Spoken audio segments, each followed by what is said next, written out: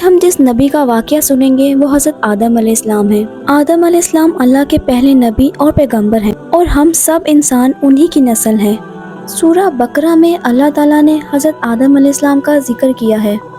جب اللہ تعالیٰ نے انسان کی مخلوق کو پیدا کرنے کا ارادہ کیا تو اللہ نے فرشتوں سے فرمایا، میں زمین پر اپنا ایک خلیفہ بنانے والا ہوں۔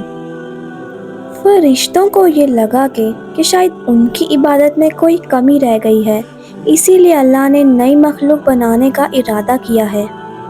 فرشتوں نے جنوں جیسی دوسری مخلوق بھی دیکھ رکھی تھی جو زیادہ عقل نہیں رکھتے تھے اور خون ریزی کرتے تھے۔ فرشتوں نے اللہ سے کہا، اے اللہ، ہم تیری تسبیح، پاکی اور حمد بیان کرتے ہیں۔ کیا تو ایسی مخلوق پیدا کرے گا جو زمین میں فساد کرے گی اور خون خرابہ کرے گی؟ اس کے جواب میں اللہ نے فرمایا، جو میں جانتا ہوں وہ تم نہیں جانتے۔ فرشتوں نے آپس میں کہا، اللہ تعالیٰ جو بھی مخلوق پیدا کرے گا وہ ہم سے زیادہ علم نہیں رکھ سکتی۔ پھر اللہ تعالیٰ نے آدم علیہ السلام کو علم سے نوازا اور ان کو کچھ چیزوں کے نام سکھا دیے۔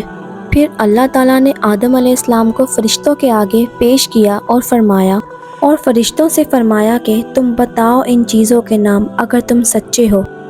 فرشتوں نے کہا، ہم اتنا ہی علم جانتے ہیں جتنا تو نے ہمیں سکھایا ہے، اس کے علاوہ ہمیں کچھ نہیں معلوم۔ پھر اللہ تعالیٰ نے فرمایا، اے آدم، تم بتا دو ان کو ان چیزوں کے نام۔ پھر جب آدم نے ان چیزوں کے نام بتا دیے، پھر اللہ نے فرشتوں سے فرمایا کہ میں نہ کہتا تھا کہ میں آسمانوں اور زمین کی پوشیدہ چیزوں کو جانتا ہوں۔ پھر اللہ نے فرشتوں سے فرمایا کہ آدم کو سجدہ کرو، تو وہ سب سجدے میں گر پڑے مگر شیطان نے سجدہ نہیں کیا۔ اللہ نے فرمایا کہ اے ابلیس، تجھے کیا ہوا کہ تو سجدہ کرنے والوں کے ساتھ شریک نہ ہوا؟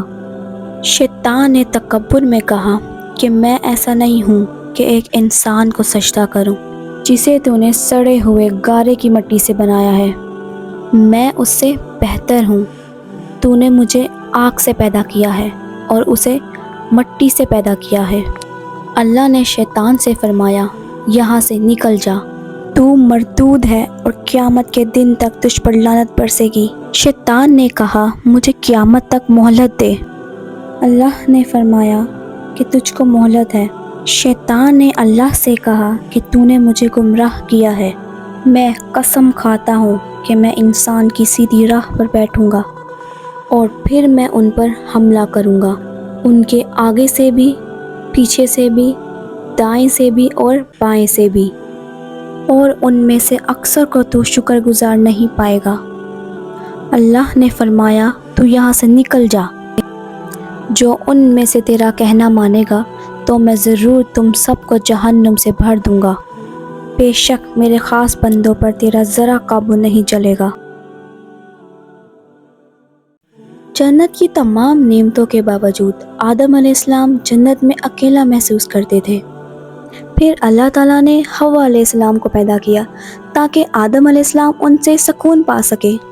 اللہ تعالیٰ نے فرمایا، اے آدم، تم اور تمہاری بیوی جنت میں رہو، پھر جس جگہ سے چاہو تم لوگ کھاؤ، لیکن اس درخت کے پاس ہرگز نہ جانا ورنہ تم ظالموں میں سے ہو جاؤ گے۔ پھر شیطان نے ان دونوں کے دل میں وسوسہ ڈالا اور کہنے لگا کہ تمہارے رب نے تم دونوں کو اس درخت سے اس لیے منع کیا تھا کہ کہیں تم لوگ فرشتے نہ بن جاؤ اور یا کہیں ہمیشہ زندہ رہنے والوں میں نہ ہو جاؤ۔ اور شیطان نے قسمیں تک کھا لی کہ وہ ان کا خیر خواہ ہے، اور اس مردود نے ان کو دھوکہ دے کر اس درخت کی طرف کھینچ ہی لیا۔ جب حضرت آدم علیہ السلام اور حوا علیہ السلام نے اس درخت کے پھل کو کھا لیا تو ان کے ستر کی چیزیں کھل گئیں، تو وہ درختوں کے پتوں کو توڑ توڑ کر اپنے اوپر چپکانے لگے اور اپنے ستر چھپانے لگے۔ پھر اللہ نے ان دونوں کو پکارا اور فرمایا کہ کیا میں تم دونوں کو اس درخت سے منع نہ کر چکا تھا اور یہ نہ کہہ چکا تھا کہ شیطان تمہارا کھلا دشمن ہے؟ حضرت آدم علیہ السلام اور حوا علیہ السلام نے اپنے رب سے کہا، اے ہمارے رب، ہم نے اپنے اوپر ظلم کیا ہے، تو اگر آپ ہمیں نہ بخشیں گے اور ہم پر رحم نہ فرمائیں گے تو پھر تو ہم ضرور تباہ ہو جائیں گے۔ تو اللہ نے فرمایا تم سب جنت سے نیچے اتر جاؤ، اب سے تم ایک دوسرے کے دشمن ہو، اور تمہارے لیے زمین پر رہنے کی جگہ ہے اور ایک مدت تک نفع حاصل کرنا۔ اب تم کو وہی زندگی گزارنی ہے، وہی مرنا ہے اور وہی دوبارہ پیدا ہونا ہے۔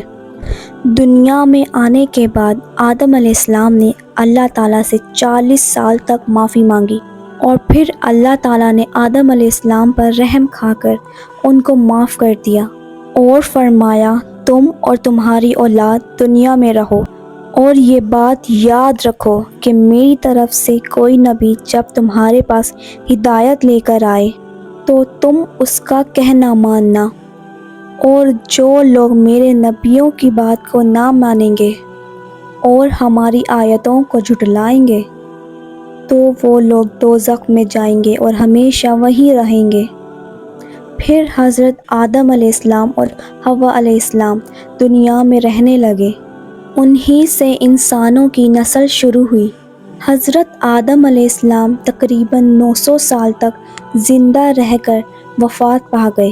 قرآن کے اس واقعے سے ہمیں یہ ہدایت ملتی ہے کہ جب شیطان نے غلطی کی تو اس نے معافی مانگنے کی بجائے تکبر کیا اور اللہ تعالیٰ کو ہی اپنی گمراہی کا الزام دیا۔ پر جب آدم علیہ السلام سے غلطی ہوئی تو انہوں نے فوراً اپنے رب سے معافی مانگی اور فوراً توبہ کی، اور تب تک آدم علیہ السلام اپنے رب سے معافی مانگتے رہے جب تک انہوں نے اس کی توبہ قبول نہ کر لی۔ حضرت آدم علیہ السلام کی سنت یہ ہے کہ جب کسی انسان سے کوئی غلطی ہو جائے تو وہ فوراً اپنے رب سے اس غلطی کی معافی مانگے۔ بے شک اللہ بڑا مہربان اور نہایت رحم کرنے والا ہے۔ بے شک اللہ اپنے بندوں کی توبہ کو قبول فرماتا ہے۔